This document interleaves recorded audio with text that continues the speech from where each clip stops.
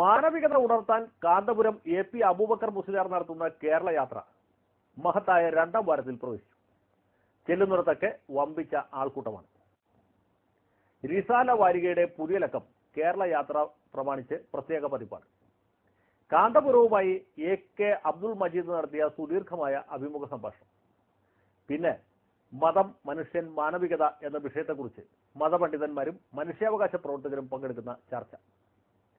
മാനവികത ഉണർത്താൻ വേണ്ടി കാന്തപുരം ഉറക്കമിളക്കുമ്പോൾ കേരള യാത്രയെ തകർക്കാൻ വേണ്ടി അശ്രാന്ത പരിശ്രമം നടത്തുകയാണ് കുലംകുത്തികൾ. വഹാബികളെക്കാളും മൗദൂദികളെക്കാളും ആവേശത്തോടെ കേരള യാത്രയെ എതിർക്കുന്നത് ചേളാരി സമസ്തക്കാരാണ്. SKSSF വിമോചന യാത്ര നടത്തുന്നു. കോട്ടുമല ബാപ്പു മുസ്ലിയാരാണ് വിമോചന യാത്രയ്ക്ക് ചൂട്ടുതെളിച്ചത്. കോട്ടുമലയും ചെറുശ്ശേരിയും ചേളാരിയിലുള്ള ബാക്കി സകല മുസ്ലിയാക്കന്മാരും കൂടി ചൂട്ട് കത്തിച്ചാലും കാന്തപുരത്തിന്റെ രോമം കരിയില്ല. മുസ്ലിം ലീഗിലെ മൂരാച്ചികളും കേരള യാത്രയെ എതിർക്കുകയാണ്. എന്നാൽ ലീഗിന്റെ അഖിലേന്ത്യാ സെക്രട്ടറി ഷെഹൻഷാ ജഹാംഗീർ കേരള യാത്രയെ സ്വീകരിക്കാൻ ബംഗാളിൽ നിന്ന് മലപ്പുറത്തെത്തി. കേരള യാത്ര കഴിഞ്ഞ് കാന്തപുരം ഭാരതയാത്ര നടത്തണമെന്ന് ഷെഹൻഷാ അഭ്യർത്ഥിച്ചു. ചേളാരിക്കാരുടെ കുബുദ്ധി മലപ്പുറത്ത് വിലപ്പോവില്ല, ബംഗാളിൽ ഒട്ടും ചെലവാവില്ല.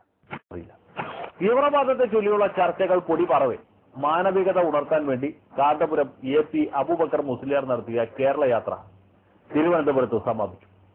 തലസ്ഥാന നഗരം വെള്ളക്കടലായി എന്നാണ് പത്രങ്ങൾ അടിച്ചുവിട്ടത്.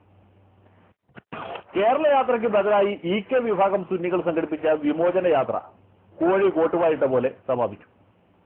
ലീഗുകാരല്ലാത്ത ആരും ഈ യാത്രയെ ഗവനിച്ചില്ല. കോട്ടുമലയും ചെറുശ്ശേരിയും കൂടിയാലും കാന്തപുരത്തിന്റെ രോമത്തിൽ തൊടാൻ കഴിയില്ല. സമാപന ചടങ്ങിൽ മുഖ്യമന്ത്രിയോ KPCC പ്രസിഡന്റോ പങ്കെടുത്തില്ല.